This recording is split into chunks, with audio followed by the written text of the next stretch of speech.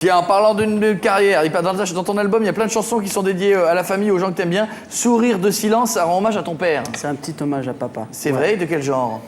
Il m'avait raconté son histoire quand il était venu d'Algérie. C'était galère pour lui, etc. Et donc il y avait un moment, j'avais envie de lui rendre hommage, tout simplement.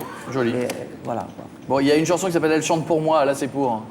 Ma grand-mère, Ouais. qui est chanteuse. C'est elle qui t'a poussé un peu à faire ça? Un petit peu, ouais. Et puis il y a une chanson qui s'appelle Elle s'envole, là c'est pour toutes les femmes en général. Voilà, exactement.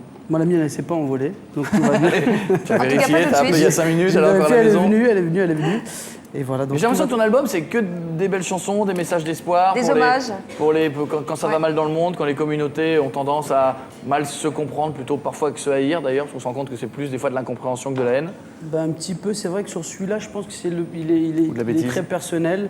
Je pense que je me sens très très proche de... C'est un album autobiographique où j'avais envie de dire que par exemple, mon pays, c'était la France. Voilà, donc plein de sujets très sérieux, mon cher Koé.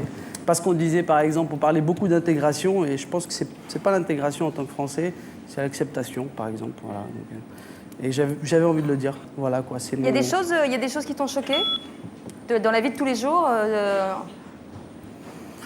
de comportement de gens vis-à-vis de toi ou vis-à-vis de tes proches? C'est un petit peu plus dur, ouais, pour les rebeux, malheureusement. Ouais. Je sais pas si c'est du racisme, c'est plus de la connerie C'est et de la pour ça différence. que j'ai dit en que fait.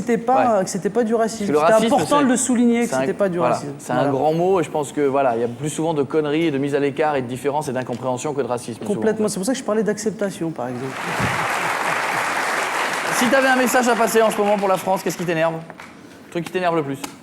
Dans le monde peut-être d'ailleurs. Plein de choses qui m'énervent. Justement, je parlais d'acceptation, qu'on arrête de faire l'amalgame et qu'il y a beaucoup de gens qui ont beaucoup de talent et pas spécialement dans le sport Ouais. ou dans la musique ou dans la boxe. Il y a plein de jeunes qui sont issus de l'immigration, qui viennent de, par exemple, moi je viens de Mantes-la-Jolie, qui montent des sociétés extraordinaires, qui sont médecins, qui sont avocats, etc. etc. Voilà, tout simplement. T'as raison.